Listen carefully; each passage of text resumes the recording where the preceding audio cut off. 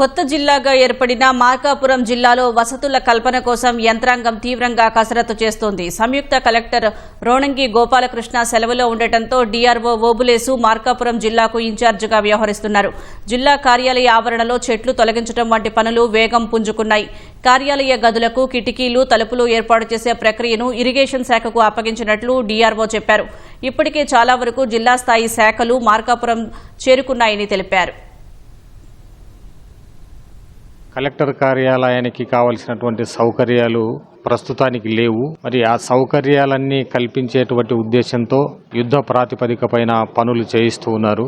SC irrigation project వారికి పనులు కేటాయించడం జరిగింది. ప్రస్తుతం ఈ క్యాంపస్లో అన్ని పనులు చేస్తూ ఉన్నారు. ఆ అందరు ఆఫీసర్స్ కూడా ఇక్కడ నుంచి అటెండ్ అవుతున్నారు.